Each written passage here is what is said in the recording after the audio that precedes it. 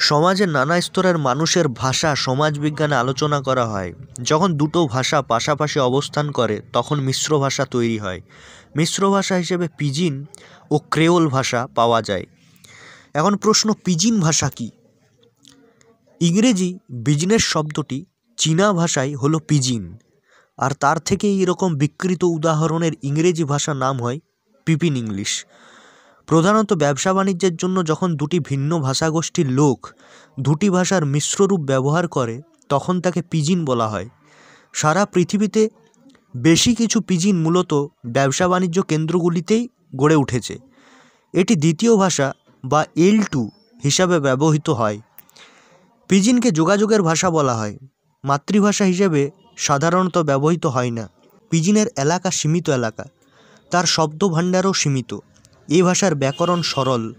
ব্যবসা বাণিজ্যের জন্য প্রয়োজনীয় কথাবার্তা এবং অল্প কথাবার্তা বলা থেকেই পিজিনের জন্ম হয়। একাধিক ভাষাগোষ্ঠীর মিলনে তৈরি হওয়া পিজিনে নিচের স্তর হিসাবে স্থানীয় ভাষা ব্যবহৃত হয়।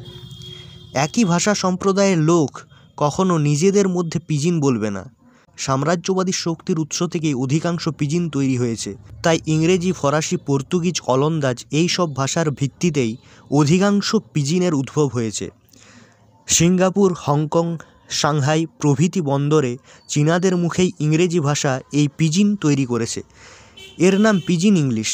এক ভাষাগোষ্ঠী অন্য ভাষাগোষ্ঠীর ভাষা বুঝতেও পারে না, আর তার ফলে এই অঞ্চলে তৈরি হয়েছে পিজিন ইংলিশ। এখন এটি মান্য বা স্ট্যান্ডার্ড ভাষা হিসাবে গৃহীত। পশ্চিম আফ্রিকা ও বোর্নিও অঞ্চলে পর্তুগিজ ভাষাকে নিয়ে একটি পিজিন পর্তুগিজ ভাষা তৈরি হয়েছে। জার্মানে অবস্থিত তুর্কি শ্রমিকরা পিজিন জার্মানে কথা বলে। ভারতবর্ষে 4 রকমের পিজিনের কথা পাওয়া যায়। উপনিবেশ স্থাপিত হলে সেখানে পিজিন ভাষার উদ্ভব ঘটে, পরে তা লোপ পেতে পারে।